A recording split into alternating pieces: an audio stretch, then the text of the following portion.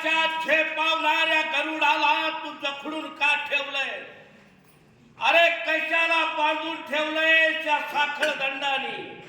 एकदा, फक्त एकदा मला यातून मुक्त कर, मग पाहतो तुझ्यावर अत्याचार करणाऱ्या या गोऱ्या गिधाडाला. हे गंगामाई, कुठे आहे तू? का तुला सुद्धा या गोऱ्यानी वाटेत अडवून ठेवलंय? मुक्त असतील तर घेऊन ये त्या अक्राळ विक्राळ सागरात रूप आणि गिळून टाक या साल्याला. ओ काय केला पठा विषय एवढा डोळे वठारून बघू नको.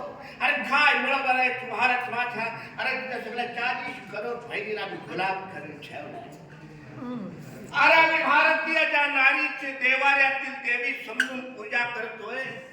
त्याच नारीला गुलामाच्या नजरेने पाहता, पण विसरू नकोस त्याच नारीच्या उदरातून तुझा जन्म झालाय रे गोऱ्या गिधाडा. त्याच नारीच्या उदरातून तुझा जन्म झालाय रे गोऱ्या गिधाडा. ओनली 30 मिनिट बाकी आहेत.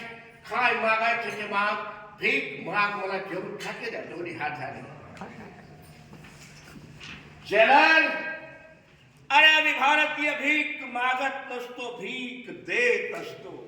अरे बेमान जात तुमची, जिथे खातात तिथे घाण करता गोऱ्या गिधाडांनो. आठप लाव खाय, काय तुझी शेवटची इच्छाची मागून हे जेवण टाकेन या दोन्ही हाताने. चलन.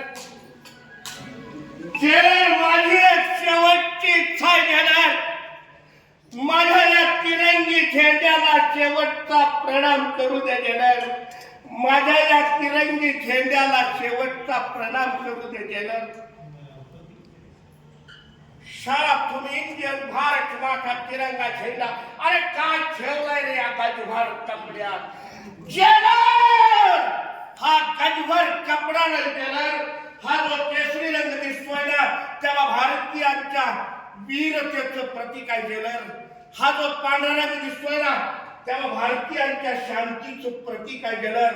हा जो हिरवा रंग दिसतोय ना, तेव्हा भारतीयांच्या हरित क्रांतीचं स्वप्न आहे जनर.